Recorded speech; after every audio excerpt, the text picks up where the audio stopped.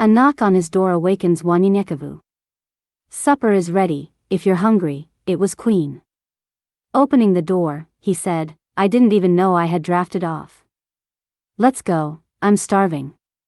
Queen looked at Wanyenyekevu. You are a proud Wakatilians, I see that, but you hang out with many non-Wakatilians. Why?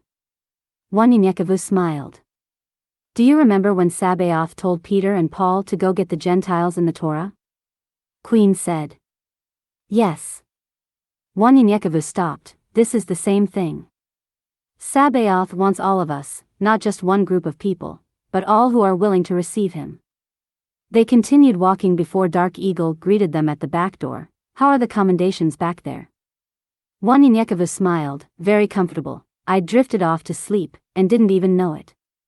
Dark Eagle laughs, yeah, I know. I hope you love beef stew. Wanyenyekevu smiled, yes, I do. While eating, they all discussed the plans for the next day and made all the arrangements for the entire city to see and hear the event. Early the next day, Obe and the rest of Wanyenyekevu's warriors arrived at Dark Eagle's home and went over their plans. Afterward, Wanyenyekevu said, remember, let everyone in, but don't allow anyone out, for the ones we are looking for, will try to escape. Because they will think Dark Eagle is dead, so when he approaches the podium, it should be when you see movement. The people started arriving at the old zoo, Reed Park, where they held their community meetings at 7 a.m. Many came in, and by 8:30 a.m., a few strangers slowly entered the arena. The elders and Dark Eagle's sons sat at a table behind a podium. Dark Eagle's eldest son, Alemwa, approached the stand. We have unfortunate and disappointing news to tell you, but be of good cheer, for we have exciting news from Sabaoth as well. Myself, Kisama, and Nipahem, Sabaoth has ordained us as your new elders and has changed our names too.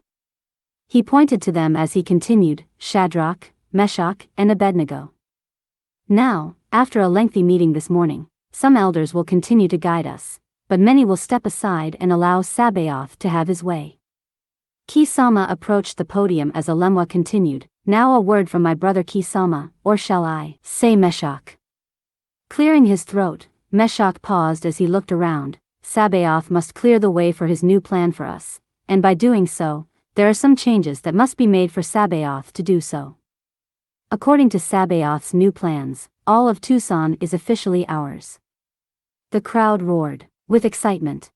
This land and more shall be spread out and given to each family. But with new land comes new laws that must be carried out to the letter. These new laws will be handed to you with the deeds to the land.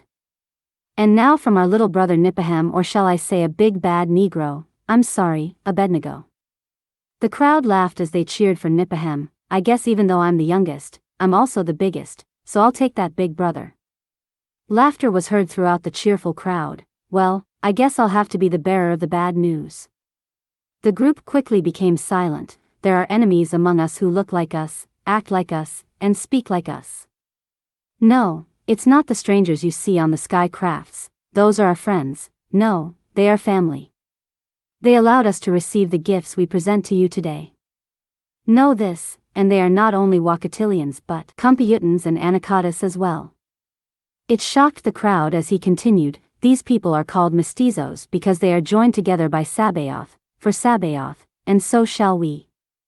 Sabaoth wants us all to be as one in him. We have traitors in our midst who have betrayed us for monetary gain and for a position to sit at the table with Satan himself. They are our own people who live and eat with us.